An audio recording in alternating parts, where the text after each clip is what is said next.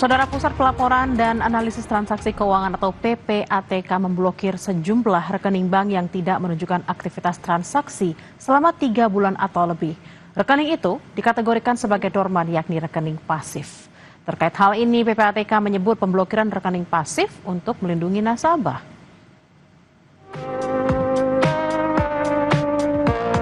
Apakah Anda memiliki rekening di bank yang tak pernah digunakan untuk bertransaksi dalam jangka waktu lama? Jika iya, maka bisa saja rekening menganggur Anda dibekukan oleh Pusat Pelaporan dan Analisis Transaksi Keuangan atau PPATK. PPATK menyebut menghentikan sementara rekening menganggur atau dorman untuk melindungi nasabah. Tapi rekening dorman itu adalah rekening yang tidak aktif dalam waktu tertentu. Dan PPATK melihat waktu ke waktu itu tren rekening dorman itu cukup masif ya. Dan juga cukup masif digunakan untuk tindak kejahatan.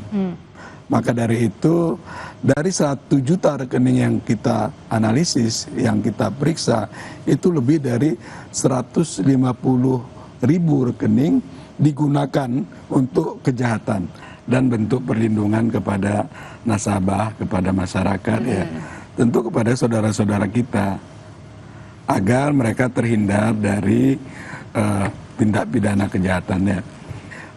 Karena fakta di lapangan itu banyak sekali ya, saudara-saudara kita itu pemilik sah rekening, tapi rekeningnya digunakan untuk kejahatan. Lalu ketika ada proses hukum, dia yang bolak-balik dipanggil oleh penyidik. Kan berapa banyak effort yang dia keluarkan, waktu, tenaga, uang gitu kan. Data PPATK bilang ada 140.000 lebih rekening dorman yang membuka celah digunakan untuk kejahatan. Respon pembekuan rekening menganggur, Menko Polhukam Budi Gunawan menyebut pemerintah bakal memastikan dana masyarakat tetap dijamin. Kemenko Polhukam akan berkoordinasi dengan PPATK dan stakeholder terkait untuk menjaga dan melindungi masyarakat atas dana yang dimiliki dan simpan di perbankan, kata Budi Gunawan dalam siaran persnya. PPATK sebelumnya mengungkap rekening dorman atau yang tidak digunakan dalam jangka waktu lama rawan disalahgunakan, misalnya untuk transaksi tindak pidana hingga korupsi. Namun di sisi lain, masyarakat juga perlu mendapat penjelasan lebih utuh soal pembekuan rekening mereka yang tak aktif, agar hak masyarakat untuk mengelola rekening banknya sendiri tidak tercederai. Tim Liputan Kompas TV. Salah seorang warga yang kami wawancarai mengaku telah mendapat pemberitahuan lewat email soal pembekuan rekeningnya. Namun nyatanya, saudara, warga masih bisa melakukan aktivitas perbankan seperti cek saldo dan tarik tunai. Oleh karena itu, warga pun meminta penjelasan utuh dari PPATK soal regulasi dan kriteria rekening yang rawan diblokir. Boleh diceritakan nggak Mbak, ini kira-kira waktu itu kapan kemudian Mbak Azizah tahu rekeningnya diblokir, kemudian ini dari mana taunya Mbak? Ya, saya sebagai nasabah salah satu bank, terus pada hari Rabu, tepatnya tanggal 16 Juli, jam setengah 12 siang tuh saya dapat transferan BSU tahap 4.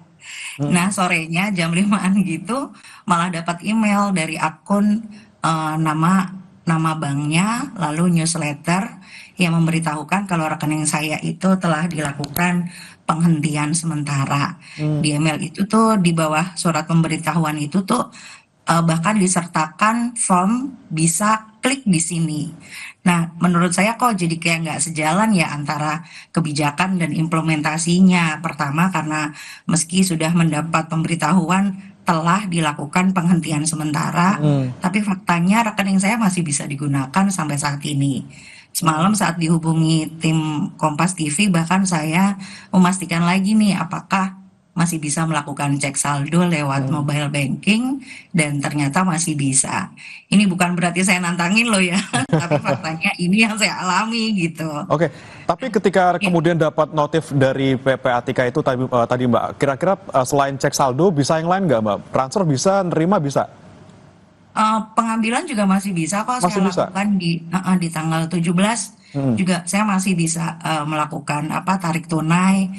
Nah, yang saya khawatirkan sih sebenarnya ada form di bawah surat pemberitahuan ya, yang sepertinya justru mengarahkan saya untuk klik di sana. Nah, ini nih saya tuh sempat curiga di awalnya, wah jangan-jangan ini phishing. Mbak Aziza kan sebenarnya kalau untuk sehari-harinya tidak terdampak dengan adanya notifikasi tadi yang sebenarnya rekening Anda tidak diblokir gitu ya karena masih bisa transaksi. Tapi Mbak Aziza rencana mau melakukan sesuatu nggak? Misalnya tadi yang saya bilang sebelumnya akan datang ke bank atau mungkin menghubungi pihak PPATK ataupun mungkin mengirimkan email gitu ya terkait dengan ini sebenarnya lagi-lagi rekening saya tuh kenapa sih? Apakah nggak khawatir Mbak kalau kemudian sudah ada notifikasi ini kemungkinan beneran keblokir gitu?